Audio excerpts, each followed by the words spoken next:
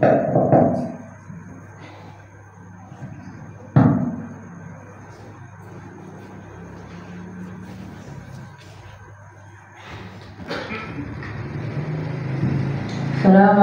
warahmatullahi wabarakatuh.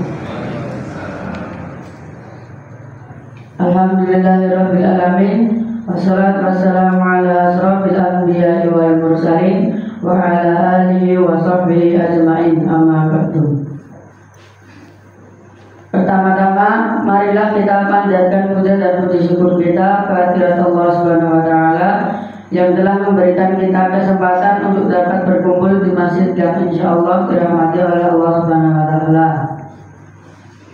Tak lupa salawat serta salam semoga selalu tercurahkan kepada baginda kita Nabi Agung Muhammad sallallahu alaihi wasallam yang kita nanti-nantikan syafaatnya di yaumul qiyamah nanti.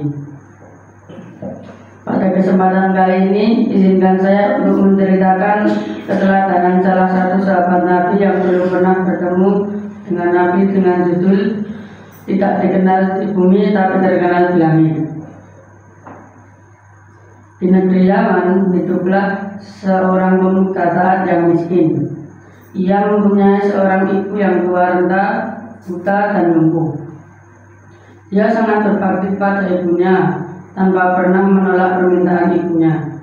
Dia bernama Uwais Al-Qarni. Dia menderita sakit sopak belang-belang putih di kulitnya.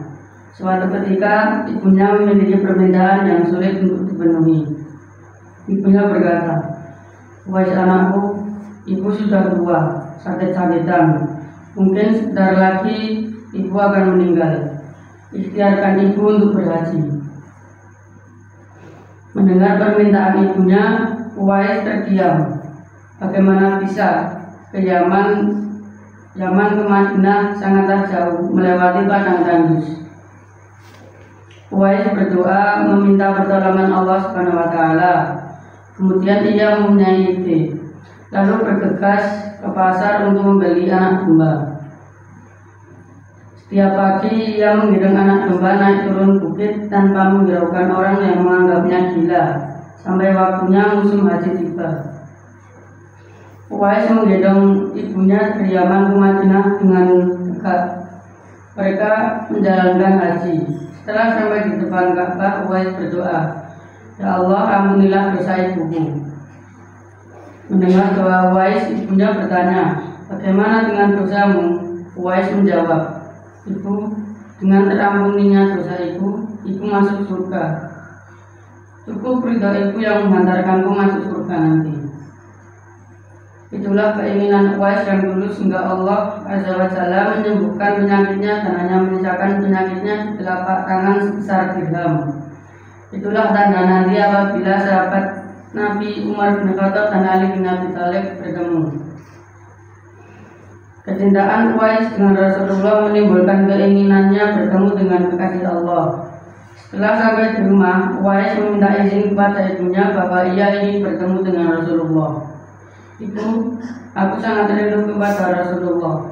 Izinkan aku untuk bertemu dengan Rasulullah." Ibunya mengizinkannya. Setelah bertemu, segera pulang. Mendengar perkataan ibunya, Uwais langsung bergegas menyiapkan kebutuhan selama di perjalanan, lalu berpamitan. Setelah menempuh perjalanan yang jauh, sampailah ia di rumah Rasulullah. Tetapi Rasulullah sedang tidak ada di rumah, ia sedang berperang. Mendengar perkataan itu, Uwais kecewa. Jika ingin menunggu tapi tidak tahu kapan pulangnya, sedangkan ibunya sendirian di rumah.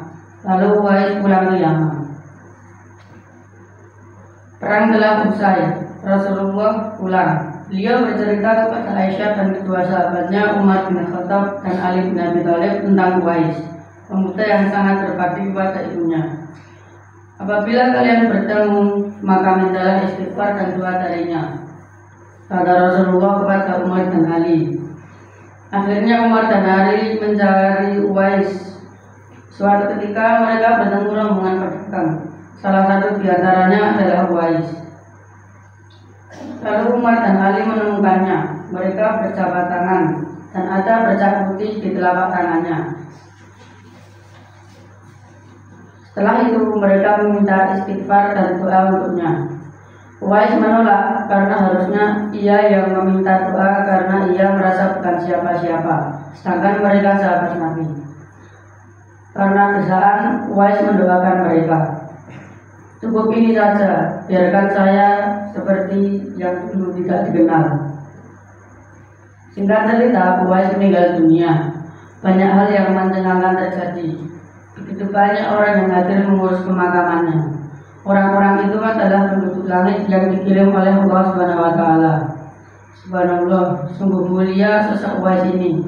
Pemuda terkenal di langit karena ketaatannya pada ibunya, hingga Allah meninggikan derajatnya.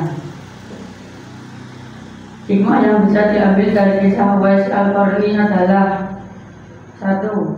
Kita harus berbakti kepada orang tua, terutama ibu, karena ibu dapat menjadi surga dan nerakamu. 2. Cukuplah Allah yang tahu amal kebaikan kita. Semoga kita bisa meneladani Uwais Al-Qarni dengan kerendahan hatinya dan ketaatan pada ibunya. Sekian yang dapat saya sampaikan. Mohon maaf bila ada salah kata dan kekurangan dalam menyampaikan. Billahi taufiq wal hidayah. Assalamualaikum warahmatullahi wabarakatuh.